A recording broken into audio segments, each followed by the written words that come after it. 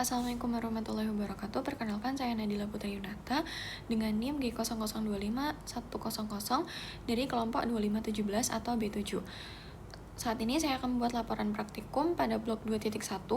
Untuk laporan yang pertama, yaitu saat menjadi panitia lomba lari 17-an, Dapri melihat salah satu peserta laki-laki mengeluh nyeri hebat pada daerah skrotum setelah terjatuh. Di sisi lain, ada juga peserta lain yang sudah lama mengeluh benjolan di skrotum yang terasa seperti sekumpulan cacing, dan seorang bapak yang sering bolak-balik ke toilet karena sulit buang air kecil. Yang pertama, menjelaskan anatomi penis, skrotum, dan testis. Lalu yang kedua, menjelaskan jalur perjalanan sperma dari testis hingga keluar melalui ostium uretra externum. Dan yang terakhir, menjelaskan kemungkinan perbedaan anatomi dan klinis dari keluhan pada skenario tersebut, terutama yang mengarah ke torsio testis, varikokel, dan pembesaran prostat. Selanjutnya, untuk struktur anatomi pada penis, yaitu penis merupakan alat kopulasi pada pria. Ia homolog dengan glans klitoris pada wanita, karena pada masa embriologi, keduanya itu berasal dari struktur primordial yang sama, yaitu tuberculum genitalis. Nah, namun perbedaannya dimana kalau pada pria, tuberculum genitalisnya ini tuh berkembang yang kemudian akan menjadi penis. Nah, penis ini terdiri dari dua pars, yaitu pars fixa dan pars libera. Pada pars fixa, dia dibagi lagi menjadi bulbus penis yang letaknya itu di tengah, diapit oleh crus penis dextra et sinistra, yang nantinya ketika mengarah ke distal, ia akan berubah menjadi corpus spongiosum dan juga glans penis. Pada crus penis, ia tuh terletak di lateral dari bulbus penis, di mana dia akan terdiri dari struktur dextra et sinistra. Nah, di bagian dorsalnya itu akan membentuk sebuah corpora, yaitu corpora spongiosa dari penis. Nah, sedangkan pada pars libera penis, ia tuh dibagi menjadi corpus spongiosum dan corpora cavernosa. Nah, pars libera penis ini yang pertama dia terdiri dari corpus spongiosum. Nah, corpus spongiosum ini letaknya di bagian ventral corpus penis dan dilewati oleh uretra pars spongiosa, di mana pada bagian distalnya akan melebar menjadi glans penis. Sedangkan corpora cavernosa ini letaknya di bagian dorsal dari penis, merupakan jaringan erektil, dan ada dua corpus cavernosus, di mana masing-masing akan diliputi oleh tunika albuginea, dan ruang-ruang pada corpora cavernosa disebut sebagai cavernae. Selanjutnya, vaskularisasi pada arteri penis cabang arteri pudenda interna dan arteri pudenda eksterna, di mana sistem venanya akan bermuara pada vena pudenda interna. Nah, pada bagian corpora cavernosa penis terdapat arteri helicinae, di mana ia merupakan cabang dari arteri cavernosa penis atau arteri profunda penis yang akan menyuplai darah ke rongga-rongga cavernae ketika terjadi ereksi. Selanjutnya, pada cairan limfa kulit dan fascia penis atau struktur superficialnya, dia akan dialirkan ke nodi superomedialis dari nodi inguinales superficialis, di mana struktur profunda penis mengalirkan cairan limfanya ke nodi iliaci interni. Selanjutnya, yaitu struktur anatomi pada skrotum. Skrotum ini merupakan lapisan pembungkus testis yang terdiri dari 9 lapisan. Ia memiliki fungsi untuk mengatur suhu testis yang optimal untuk spermatogenesis. Pada bagian mediana skrotumnya terdapat rape skroti. Ada 9 lapisan skrotum. Yang pertama ada kulit, lalu ada fascia dartos dan musculus dartos. Yang ketiga fascia spermatica externa. Yang keempat musculus cremastica. Lalu yang kelima ada fascia spermatica interna. Keenam ada tunica vaginalis lamina parietalis. Ketujuh tunica vaginalis lamina visceralis. Kedelapan tunica albuginea. Yang kesembilan adalah tunica vasculosa, dan yang terakhir akan ada substansi testis. Selanjutnya yaitu struktur anatomi pada testis. Testis merupakan struktur yang homolog dengan ovarium pada wanita. Ia terletak di dalam skrotum dan terdapat sepasang, di mana nantinya akan ada struktur yang disebut sebagai funiculus spermaticus untuk menghubungkan testis dengan struktur yang terletak dalam cavum abdomen. Nah, testis kiri itu cenderung lebih rendah dari testis kanan karena funiculus spermaticusnya itu lebih panjang. Lalu, gubernaculum testis merupakan fiksator testis pada cavum abdomen. Kanalis inguinalis merupakan tempat keluarnya testis ke skrotum pada masa embriologi. Nah, ada peristiwa atau masa di mana turunnya testis ke skrotum dari cavum abdomen yang disebut sebagai descensus testiculorum. Jika hal ini tidak terjadi, maka akan mengarah ke keadaan klinis.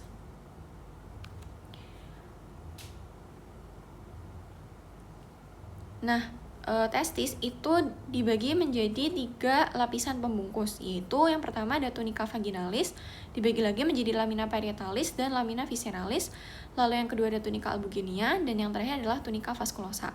Vaginalis, lamina parietalisnya itu akan menempel pada fasies interna skrotum, sedangkan pada lamina visceralisnya akan menempel langsung pada substansi A dari testis. Nah, di antara kedua lamina tersebut terdapat suatu ruang yang disebut sebagai cavum vaginalis testis. Sedangkan tunica albuginea merupakan sebuah tonjolan-tonjolan yang akan membagi testis menjadi beberapa lobuli. Lalu tunica vasculosa terdiri dari banyak pembuluh darah dan juga jaringan ikat longgar. Nah, vaskularisasi testis itu arterinya berasal dari cabang dari aorta abdominalis bercabang menjadi arteri testicularis. Lalu cabang dari arteri vesicalis inferior adalah arteri ductus deferentis. Yang nantinya ada cabang juga dari arteri epigastrika inferior akan menjadi arteri cremasterica. Venanya adalah venae testicularis yang keluar sebagai jalanan vena, yaitu plexus venosus pampiniformis. Vena testicularis dextra akan bermuara ke vena cava inferior. Sedangkan vena testicularis sinistra akan bermuara ke vena renalis sinistra. Bila terjadi infeksi pada testis, limfonodi regional yang terpengaruh adalah limfonodi paraortika atau limfonodi lumbales. Untuk inervasi pada testis, ia akan diinervasi oleh plexus testicularis, di mana ia bersifat otonom, cabang segmen thoracicae dari 10-12, dan nervus genitofemoralis, yaitu cerebrospinal, merupakan cabang segmen lumbal 1 dan 2. Nah, ada struktur yang sebagai pendukung dari testis, yaitu ada epididymis. Ia melekat pada sebelah lateral margo posterior testis sebagai tempat penyimpanan spermatozoa sekaligus tempat pematangan. Fiksator dari epididymis merupakan ligamentum epididymis superior, ligamentum epididymis inferior. Lalu ada ductus efferent, ia merupakan kelanjutan dari epididymis menuju ke ductus ejaculatorius. Adanya ampula ductus deferens, ductus ejaculatorius berfungsi sebagai pengangkut sperma dari epididymis ke ductus ejaculatorius untuk bersatu dengan sekret vesicula seminalis. Pada neurovaskularisasinya, ia akan divaskularisasi oleh arteri ductus deferentis cabang arteri vesicalis inferior dan arteri vesicalis media, arteri vesicalis inferior. Pada venanya, ia akan bermuara ke plexus venosus pelvicus, plexus pampiniformis, plexus prostaticus, dan vena vesicalis. Sedangkan inervasinya, ia akan diinervasi oleh plexus deferentialis cabang plexus hypogastricus inferior. Selanjutnya, jalur spermatozoa.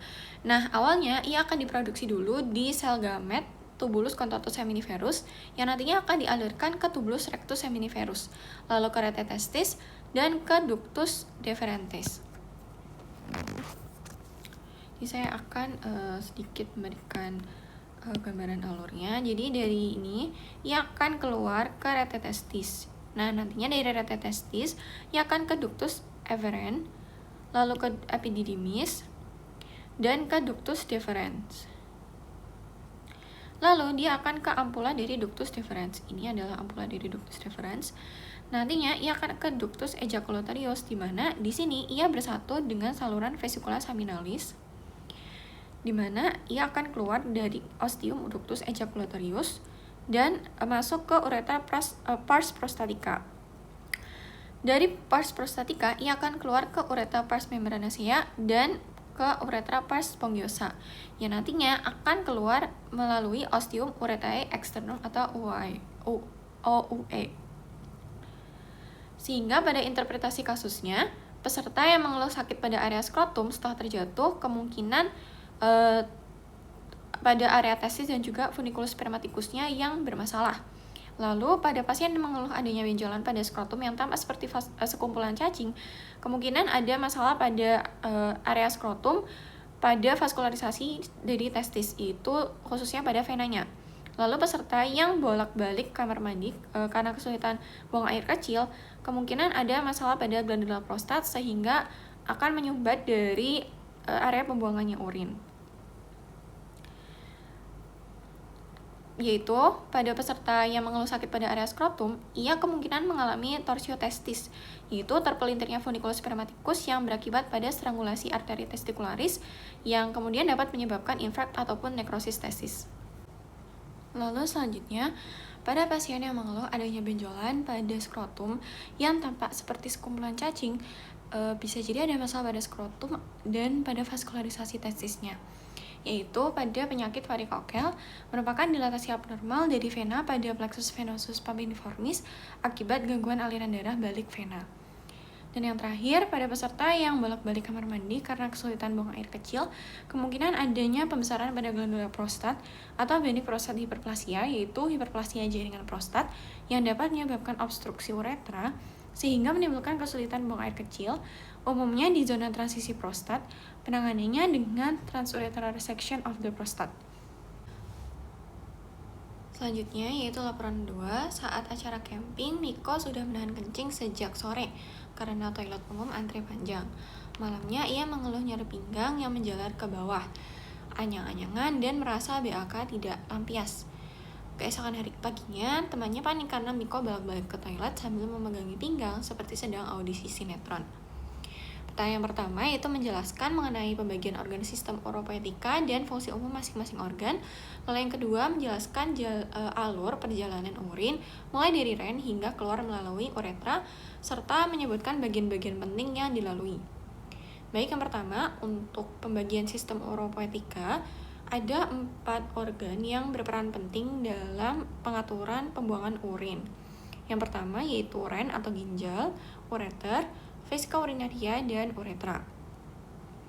Fungsi-fungsi dari organ-organ berikut yaitu yang pertama adalah ren atau ginjal yang memiliki fungsi untuk menyaring darah dari zat-zat yang tidak diperlukan tubuh dan mengeluarkannya sebagai urin. Ia akan mengatur keseimbangan air, elektrolit, dan asam basa pada darah. Lalu pada fungsi endokrinnya, ia akan menghasilkan eritropoietin, lalu enzim renin untuk mengatur tekanan darah, dan juga kalsitriol untuk pengaktifan dari vitamin D. Lalu ureter yaitu merupakan pipa atau saluran muskulorum yang membentang dari dinding posterior abdomen dan masuk ke kavitas pelvis yang mengalirkan urin dari ginjal menuju vesika urinaria. Ureter akan memasuki apertura pelvic superior lalu memasuki basis vesika urinaria dalam posisi miring sehingga ia mencegah reflux urin ke ureter saat VU sudah penuh. Selanjutnya ada vesika urinaria, merupakan sebuah kantong musculus membranosa yang berfungsi untuk menampung urin. Ia terletak di cavum pelvis saat kondisinya itu kosong dan mengembang ke superior hingga cavum abdomen saat penuh. Dan yang terakhir adalah uretra, merupakan berawal dari basis dari vesika urinaria dan akan berakhir ke sebuah lubang yaitu ostium urethrae externum pada perineum. Berikut merupakan gambaran dari sistem uropoetika di mana ada ginjal atau ren, lalu ada ureter, vesika urinaria, dan yang terakhir ada uretra. Selanjutnya adalah jalur urin. Untuk jalur urin sendiri, ia akan awalnya sebelum menjadi urin yang sesungguhnya, ia akan disaring atau difiltrasi dulu pada kidney atau ginjal.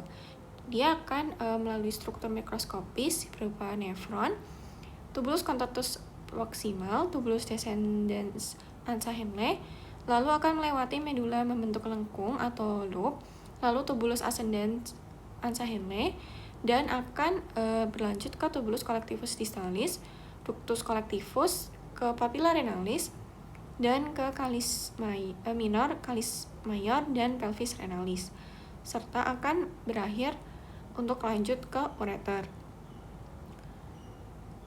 Pada ureter, nantinya ia akan berjalan menuju ke vesika urinaria. Pada ureter terdapat penyempitan yang meningkatkan kemungkinan terjadinya batu pada saluran, yaitu pada penyempitan ureteropelvic junction, lalu ada bifurcatio arteri iliaca communis, dan saat memasuki VU. Selanjutnya, ketika memasuki vesika urinaria, nantinya pada struktur internanya akan ada tunica muscularis, yaitu musculus detrusor dan musculus sphincter vesicae. Nah, awalnya ia itu terdiri dari 3 lapis otot, yaitu longitudinal, sirkular, dan longitudinal, yang dimana ia akan berhubungan membentuk menjadi musculus detrusor. Nah, pada kolom vesicae, komponen dari sirkular dari lapisan otot ini itu akan menebal membentuk musculus sphincter vesicae. Lalu pada uretra yang terakhir, nantinya urin akan dibuang melalui uretra. Uretra perempuan dan atau wanita dan laki-laki itu berbeda. Pada uretra maskulina, ia lebih panjang, yaitu 18-20 cm, dan dilalui oleh urin dan juga cairan semen. Sedangkan pada uretra feminina atau wanita, hanya 4 cm dan dilalui khusus untuk urin saja. Yang terakhir yaitu laporan ketiga, di ruang bersalin seorang ibu sedang dalam proses persalinan. Bidan menilai penurunan kepala janin dengan bidang Hodge, memperhatikan bentuk pelvis, lalu mempertimbangkan tindakan episiotomi agar robekan perineum tidak meluas. Jelaskan dasar pelvis dan perineum, termasuk diafragma pelvis, membrana perinei, spasium perinei profundum, serta pembagian regio urogenital dan regio analis. Yang kedua, menjelaskan hubungan anatomi pelvis dengan kondisi klinis skenario, terutama mengenai perbedaan pelvis pria dan wanita, bidang Hodge, dan episiotomi. Yang pertama, dasar pelvis dan perineum. Diafragma pelvis atau pelvic floor itu dibentuk dari 3 lapisan, yaitu diafragma pelvis, yaitu muskuli, membrana perinei jaringan ikat, dan spasium perinei profundum.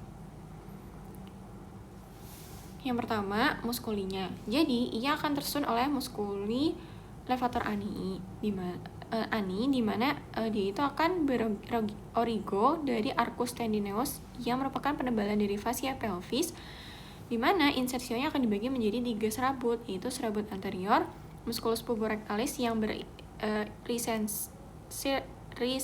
berinsersi pada corpus anococcygeus karena akan lebih terlihat dari inferior, dan serabut intermedia musculus pubococcygeus yang berinsersi juga pada corpus anococcygeus. Pada serabut posterior, musculus iliococcygeus yang berinsersi pada corpus anococcygeus dan juga os coccygeus. Untuk inervasinya sendiri, cabang-cabang dari nervus sacralis 3-4, lalu fungsinya untuk menyokong, mempertahankan viscera pelvis pada tempatnya, mencegah peningkatan tekanan di dalam pelvis selama mengendan, dan mendorong otot-otot abdomen saat batuk. Lalu yang kedua adalah musculus coccygeus, di mana ia itu akan berorigo pada spina ischiadica dan berinsirsio pada os sacrum dan os coccygeus. Inervasinya cabang-cabang dari nervus sacralis 3-4 dan fungsinya untuk menopang diafragma pelvis. Nah, ini ada bagian dari levator ani, yaitu pubococcygeus.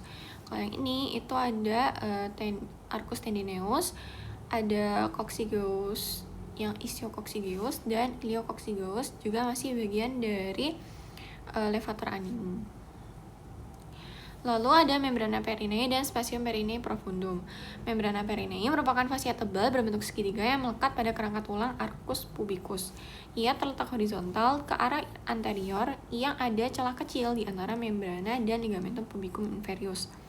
Di atasnya berhubungan dengan ruangan tip disebut sebagai spasium perinei profundum, dan terdapat lembaran otot rangka yang berfungsi sebagai sphincter, terutama untuk uretra dan sebagai stabilisator tepi posterior membrana perinei.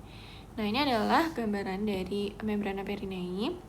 Ini adalah spasium perinei profundum, jadi lembaran yang di bawahnya. Nah, ini adalah perbedaan dari membrana perinei di wanita dan pria. Kalau di wanita, muskulus yang ada di spasium perinei profundumnya itu yang ada di muskulusnya itu di spasium perineum profundum. Ini kedua ini itu ada pada pria saja, ada pada pria dan wanita. Namun pada musculus compressor uretra dan musculus sphincter uretra vaginalis hanya ada pada wanita, sehingga musculus sphincter uretra externum dan musculus transversus perineum profundus itu ada di pria dan wanita, sedangkan musculus compressor uretra dan juga musculus sphincter uretra vaginalis hanya ada pada wanita. Nah, regioperineum ini letaknya di bawah dasar pelvis, yaitu akan berbentuk seperti berlian yang dibagi menjadi dua regio oleh garis khayal yang menghubungkan kedua tuber ischiadicum. Nah, ini tadi tuh ada yang regio urogenital sama yang analis. Batasnya yang anterior itu ada margo inferior sebasis pubicum, yang lateralnya itu rami ischiopubica dan juga ligamentum sacrotuberale. Sedangkan pada posteriornya terdapat apex os coccygeus. Untuk regio urogenital pada laki-laki yaitu akan ditembus oleh uretra, di mana urutan lapisan dari yang paling superficial ke profundanya itu ada kulit, fascia perineum superficialis, fascia perineum profunda, spasium perineum superficialis, di mana terdapat musculus transversus perineum superficialis, musculus ischiocavernosus dan musculus bulbocavernosus, dan fascia diafragma urogenital inferior. Lalu ada spasium perineum profunda, ada musculus transversus perineum profundus, musculus sphincter uretra externum, dan glandula bulbouretralis Cowpery. Dan yang terakhir adalah fascia diafragma urogenitalis superior. Sedangkan pada wanita, regio urogenital wanita ini selain ditembus oleh uretra juga ditembus oleh vagina di bagian posterior uretra. Strukturnya tuh sebenarnya mirip-mirip, namun ada sedikit modifikasi pada susunannya, di mana urutannya dari lapisan yang paling superficial ke profunda itu dimulai dari kulit, fascia perineum superficialis, fascia perineum profunda, spasium perineum superficialis, terdapat musculus transversus perineum superficialis, musculus ischiocavernosus, dan musculus bulbocavernosus, serta fascia diafragma urogenital inferior, dan dilanjut dengan spasium perineum profunda yang memiliki atau terdapat musculus transversus perineum profundus, musculus sphincter uretra externum, musculus sphincter uretra vaginalis, dan musculus compressor fascia diafragma urogenital superior, dimana hanya ada pada wanita. Nah, pada interpretasi kasusnya, perbedaan pada pelvis wanita dan pria itu dilihat dari pertama aditus pelvisnya. Cenderung pada wanita itu lebih bulat dan pada pria itu seperti jantung. Ini mengacu pada hakikat perempuan yang diciptakan untuk melahirkan, sehingga ketika aditus pelvisnya itu diciptakan untuk memudahkan dalam persalinan sehingga bulat seperti kepala bayi. Lalu pada exitus pelvisnya itu pada wanita luas, sedangkan pada pria itu sempit. Untuk os sakrumnya, dia itu cenderung pendek, luas, juga kurang melengkung. Sedangkan pada pria, dia akan panjang, sempit, dan melengkung ke depan. Os coccygeusnya itu lentur, dan namun pada pria itu lebih kuat. Os iliumnya, dia itu akan miring ke lateral, sedangkan pada pria itu lebih tegak. Kavitas pelvikusnya, dia itu pada wanita itu dangkal dan luas, sedangkan pada pria itu dalam dan sempit. Tulang pelvisnya tipis dan juga tidak kuat, sedangkan pada pria itu tebal dan juga kuat. Arcus pubisnya itu membulat, sedangkan pada pria itu sempit. Foramen obturatorumnya tuh triangular yang kecil, sedangkan pada pria itu triangular yang lebar. Acetabulumnya itu kecil pada wanita dan pada pria itu luas. Incisura ischiadicanya pada wanita itu luas dan juga dangkal, pada pria itu sempit dan juga dalam. Spina ischiadicanya itu tidak menonjol pada wanita dan menonjol pada pria. Lalu selanjutnya adalah bidang Hodge. Jadi bidang Hodge ini itu dibagi jadi 4 bidang Hodge. Yang pertama ada bidang Hodge 1, ditarik dari setinggi dengan aditus pelvis. Lalu yang kedua adalah bidang Hodge 2 yang ditarik melalui tepi bawah sibisis osis pubis dan sejajar dengan bidang Hodge 1. Bidang Hodge 3 yang ditarik setinggi spina ischiadica dan sejajar dengan bidang Hodge 1 dan 2. Dan bidang Hodge 4 yang ditarik setinggi dengan os coccygeus dan sejajar dengan bidang Hodge 1, 2, dan 3. yang terakhir pada episiotomi. Nah, selama melahirkan, perineum akan meregang dan akan robek. Sehingga untuk mencegah rupturnya muskulus pincer ani dilakukan episiotomi. Nah, ada dua tipe episiotomi, yaitu episiotomi yang median dan ada episiotomi yang mediolateral. Nah, pada episiotomi median, sayatnya itu dimulai pada garis tengah komisura posterior lurus ke bawah tepi, tidak sampai mengenai dari serabut sphincter ani. Sedangkan pada episiotomi mediolateral, sayatan dimulai 45 derajat dari midline. Nah, bidang Hodge ini bisa menjadi penentu seberapa dalam kepala bayi itu sudah memasuki pada atau keluar dari area pelvis, sehingga memudahkan dari tenaga kesehatan seperti bidan untuk membantu persalinan sang ibu dan juga membantu bayi itu untuk keluar.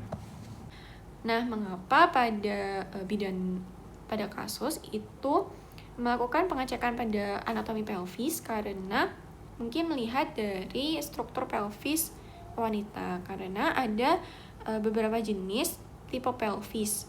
Nah, yang paling ideal untuk melahirkan adalah tipe pelvis ginekoid, karena bentuknya itu hampir bulat dan merupakan tipe ideal bagi wanita untuk melahirkan janin secara pervagina. Sedangkan untuk pelvis laki-laki yang ideal bagi laki-laki ialah pelvis android, di mana ukurannya itu conjugata vera anatomikanya itu lebih panjang daripada diameter transversa, sehingga akan lebih cocok pada laki-laki. Namun ada juga tipe pelvis lain seperti pelvis platypeloid dan juga pelvis anthropoid, di mana ukuran conjugata vera anatomikanya itu akan lebih panjang maupun lebih pendek, sehingga akan mempengaruhi dari bentuk pelvisnya. Sekian presentasi dari saya. Jika ada kurang dan salah, mohon dimaafkan. Terima kasih. Wassalamualaikum warahmatullahi wabarakatuh.